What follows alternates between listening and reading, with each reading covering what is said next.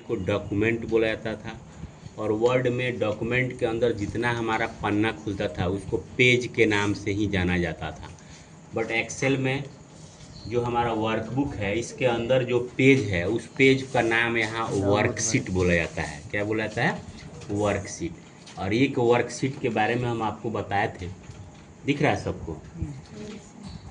तो ये जब भी खुलेगा तो बुक 1 के नाम से खुलेगा। ये ऊपर वाला पार्ट जो होता है हमारा टाइटल बार है। इसी टाइटल बार पे मिनिमाइज, मैक्सिमाइज, रीस्टोर और क्लोज बटन है। ये सब टैब है। ये माइक्रोसॉफ्ट ऑफिस बटन है, इसी को फाइल मेनू भी बोला जाता है। ये सब टैब है। इस टैब के जितना ऑप्शन है सब यहाँ पे दिखाई देगा। इस टैब जो दिख रहा है, इस टैब का जो ऑप्शन इस रिबन पे शो कर रहा है, इसी टैब के लास्ट में राइट क्लिक करिएगा तो देखिए मिनिमाइज द रिबन ऑप्शन दिया हुआ है। अगर कोई इसको एक्टिव कर देगा तो यह दिखाई नहीं देगा आपको यहाँ। यानी वो रिबन आपको शो नहीं करेगा। जब क्लिक करिएगा तब शो करेगा, फिर जैसे बाहर क्लिक करिएगा वो हट जाएगा। तो ऐसा स्थिति कभी आपके साथ आता है तो ये टैब के बगल में राइट क्लिक करके और ये मिनिमाइज द रिबन को हटा दीजिएगा तो एनी टाइम आपके सामने रिबन शो करते रहेगा, इंडिकेट करते रहेगा। तो समझ गए, ये टाइटल बार, ये माइक्रोसॉफ्ट ऑफिस बटन या फाइल मेनू, ये सब टैब है, यानी इसको हम मेनू बार भी बोल सकते हैं। और इस मेनू के जितना ऑप्शन है इस रिबन पे शो करता है। इस रिबन पे जो भी डेटा है वो अलग अलग ग्रुप वार यानी अलग अलग समूह में उसको बांटा गया है। जैसे क्लिपबोर्ड समूह है, ये फॉन्ट है, अलाइनमेंट है, नंबर है, स्टाइल है, सेल है, एडिटिंग है। ये सब हमको अलग अलग ग्रुप में ऑप्शन हमको इंडिकेट करेगा। जस्ट उसके नीचे आइएगा तो ये फार्मूला बार होता है। इसको, इस एरिया को क्या बोला जाता है? फार्मूला बार। और ये नेम बॉक्स होता है, इसको बोलते हैं नेम बॉक्स। ये जो दिख रहा है जहाँ कर्सर रखिएगा उसका नाम यानी उसका एड्रेस वहाँ पे शो करेगा, जो कल हम आपको एड्रेस के बारे में चर्चा किए थे। और ये जो है हमारा फार्मूला बार है, यहाँ जो कुछ भी लिखिएगा वो फार्मूला बार पे भी शो करेगा। यहाँ से भी जाकर आप बदलाव कर सकते हैं, समझ गए ना? फार्मूला बार से भी, ये फार्मूला बार होता है, ये नेम बॉक्स होता है। अब उसके नीचे जब आइएगा, ये हमारा वर्कशीट है, ये हमारा वर्कशीट है। इसी को एक हम इलेक्ट्रॉनिक स्प्रेडशीट बोला जाता है। यानी एक विद्युत का एक फैला हुआ चादर के समान बना हुआ है, जो ये पूरा वर्कशीट आपका कैलकुलेटर है। पूरा वर्कशीट जो है वो कैलकुलेटर है, जहाँ चाहते हैं वहीं पे आप कैलकुलेशन कर सकते हैं। ये अब ये वर्कशीट के बारे में हम आपको बताए थे कि जो वर्कशीट हमारा है वो रो और कॉलम के कॉम्बिनेशन से बना हुआ है, रो और कॉलम के कॉम्बिनेशन से।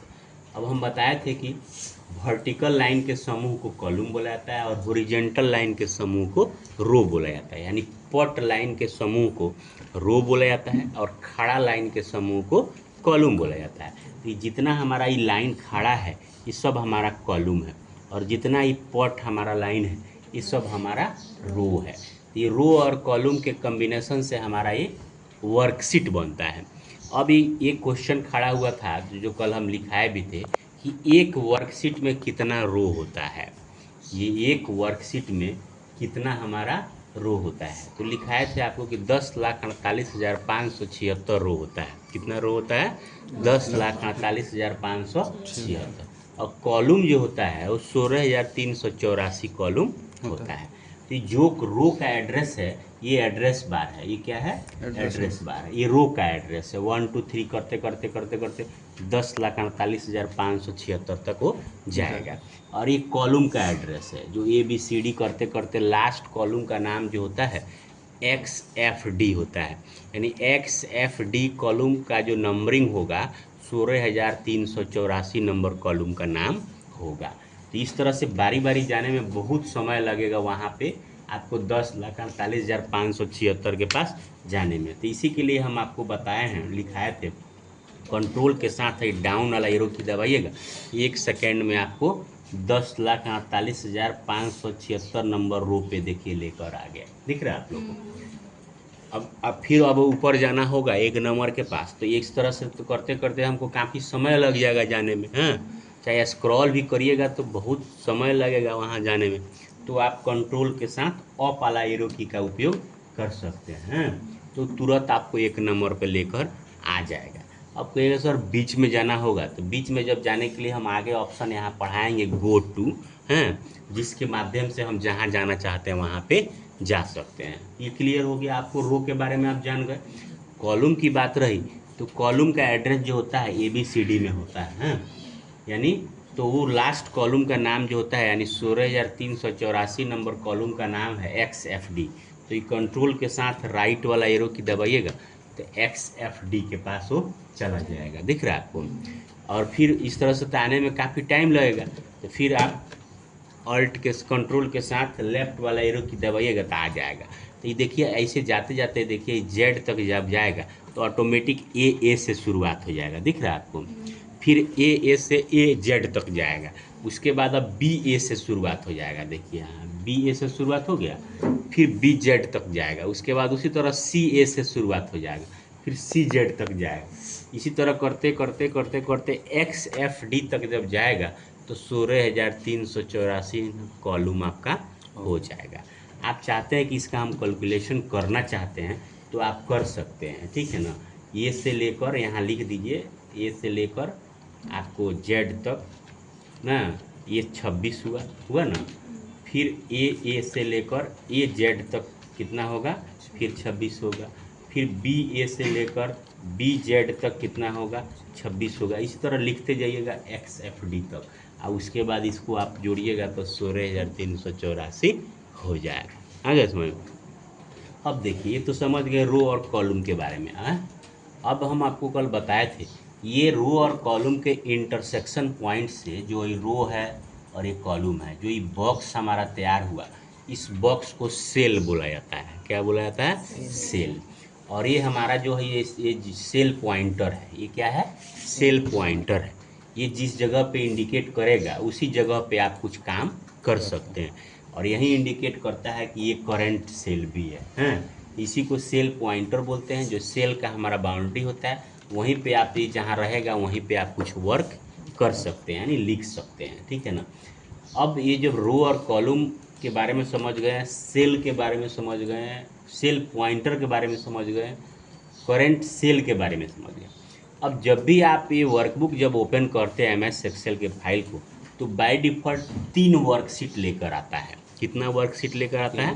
3। जबकि हम बताए थे आपसे, क्वेश्चन भी उस पर किए थे कि मैं आपसे कोई क्वेश्चन पूछता है कि एक वर्कबुक में हम कितना वर्कशीट ओपन कर सकते हैं, तो अनलिमिटेड आप वर्कशीट ओपन कर सकते हैं, जितना चाहते हैं उतना आप ओपन कर सकते हैं, और मिनिमम कम से कम एक रहेगा ही रहेगा। ये यहीं से डायरेक्ट जितना चाहते हैं उतना इंसर्ट करते जाएंगे। देखिए इंसर्ट वर्कशीट का ही शॉर्टकट बना हुआ है, दिख रहा है आपको।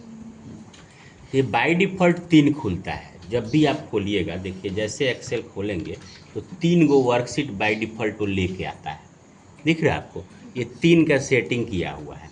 आप चाहते हैं कि हम सेटिंग कर दें कि 10 खुले बाय डिफ़ॉल्ट, तो उसके लिए माइक्रोसॉफ्ट ऑफिस बटन में यहाँ एक्सेल ऑप्शन में जाना होगा, और यहाँ देखिए लिखा हुआ है इंक्लूड दिस मेनी सीट। कितना लिखा हुआ है? 3। हम इसको कर दिए 10, ठीक है। अब ओके कर देंगे, हैं। अब इसको क्लोज किए।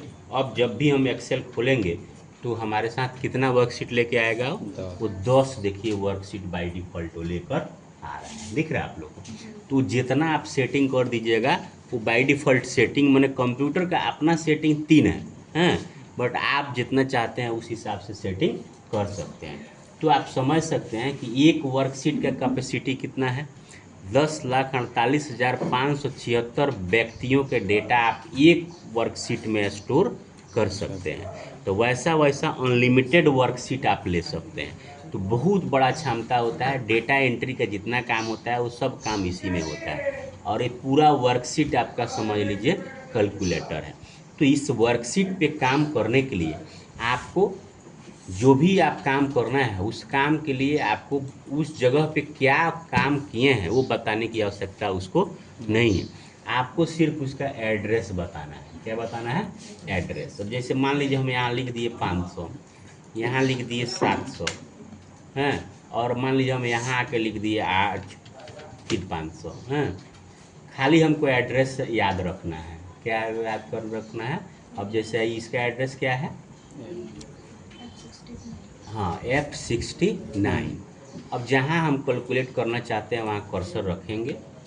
इसका एड्रेस क्या है B1 प्लस इसका एड्रेस क्या है L4 प्लस वो कितना था F69 था, यही ना था। तो जो एड्रेस है सिर्फ एड्रेस डाल दिए, इंटर करेंगे, देखिए जोड़ कर वो हमको बता दिया। अब हम यहाँ जाकर 500 के जगह पे हम 50 कर दिए, तो क्या यहाँ चेंजिंग हो जाएगा? ऑटोमेटिक चेंजिंग देखिए हो गया, क्योंकि वो हम एड्रेस ना दिए हैं। यही अगर काम हम यहाँ 50 लिख दिए, 60 लिख दिए, 70 लिख दिए, यहाँ जोड़ना चाहते हैं हम लिखेंगे 50 प्लस 60 प्लस 70। ये तो बता दिया 180, बट हम अगर यहाँ चेंज करेंगे तो क्या यहाँ चेंज होगा? नहीं होगा। हाँ, क्योंकि हम यहाँ पे क्या किए, एड्रेस बता दिए, तो उस एड्रेस पे उसको जो कुछ भी मिलेगा वो ऑटोमेटिक उसको अप टू डेट कर देगा। हमको अप टू डेट करने की आवश्यकता नहीं है। अब यहाँ देखिए हम जैसे 1500 करेंगे वो ऑटोमेटिक यहाँ देखिए 2700 देखिए हो गया, दिख रहा है। यहाँ 700 लिखे हम 7000 कर दिए, देखिए ऑटोमेटिक ये अपडेट हो गया। हाँ, हमको अपडेट करने की आवश्यकता नहीं। तो इसमें जो कुछ भी काम करना है वो सारा काम आपको एड्रेस के आधार पे करना है। एड्रेस जो बनता है वो कॉलम के नाम से और रो के नंबर से बनता है। एड्रेस कैसे बनता है? कॉलम के नाम से और रो के नंबर से। अब इस जगह का एड्रेस क्या होगा? I10 हुआ ना। ये हालांकि नेम बॉक्स पे यहाँ पे शो कर देगा, हाँ, जहाँ रखिएगा कर्सर उसका एड्रेस यहाँ पे नेम बॉक्स में बता देगा। बट ये जानना भी आपके जरूरी है कि कैसे हुआ। अब जैसे के नंबर कॉलम के 10 नंबर रो पे हमारा कर्सर है, तो ये काम सब समझ लेना है, एड्रेस वगैरह भी जान जाना है। उसके बाद सब लोग टेबल यहाँ बनाएंगे। टेबल बनाए हैं आप लोग? हाँ, तो टेबल बना के और उसका योग्य निकालना है। हाँ, अब जैसे हम दे दिए 2 ना, यहाँ हम 3 दे दिए और यहाँ दे दिए 6। अब देखिए हम एक ही साथ यहाँ हम जितना चाहते हैं यहाँ तक ड्रैगिंग कर दिए, 15 तक कर दिए, और फिर हम यहाँ से नीचे की तरफ ड्रैगिंग कर दिए, तो वही चीज़ ले लिए। ये हमको दोनों को लेकर जाना था, हम एक ही को लेकर आ गए हैं। हाँ, ये देखिए सेकेंडों में काम हो जाएगा आपका। हाँ, खाली आपको इधर खींच दीजिए और उसके बाद इसके बाद जब यहाँ आ जाएगा तो इसके बाद इधर खींच दीजिए। 5 मिनट में आपका पूरा टेबल तैयार हो जाएगा।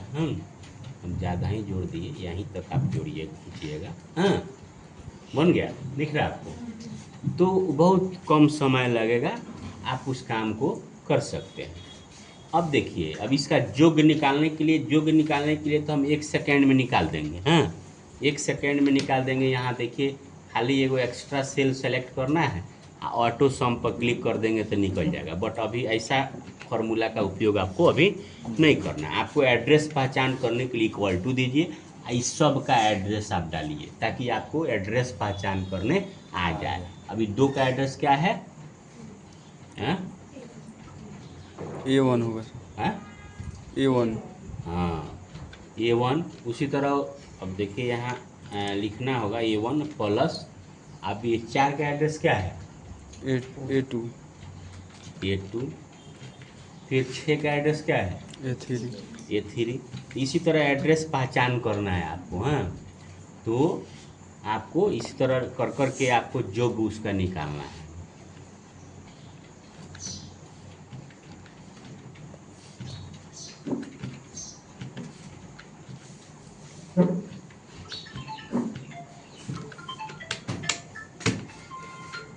और ये एक निकल गया तो हमको फिर अगला के ज़रूरत नहीं है, खाली इसको ड्रैगिंग कर देंगे, 1 सेकेंड में हमारा पूरा जॉब निकल गया। दिख रहा है आपको?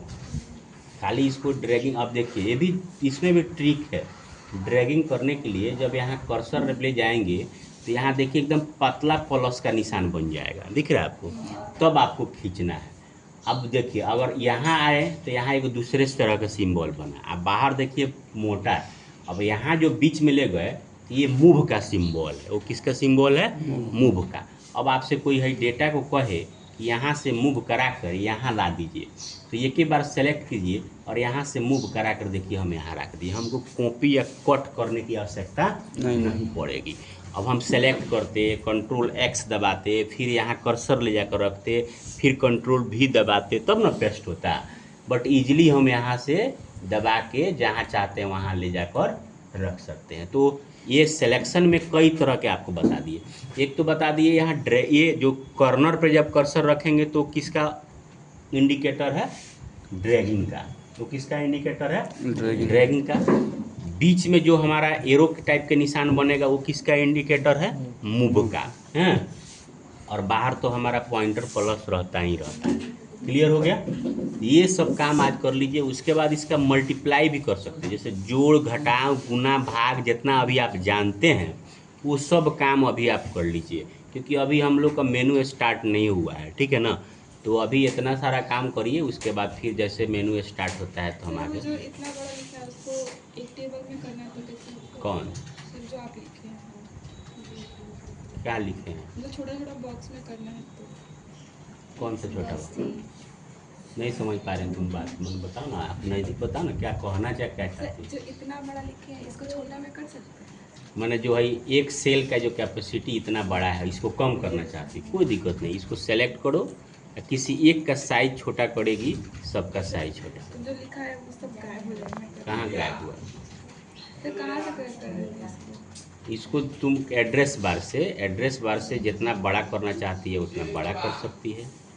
यहाँ एड्रेस बार से ही यहाँ दबाए हुए खींचेगी, छोटा हो जाएगा। अब साफा छोटा कर देंगे तो ये कहाँ से दिखेगा वो।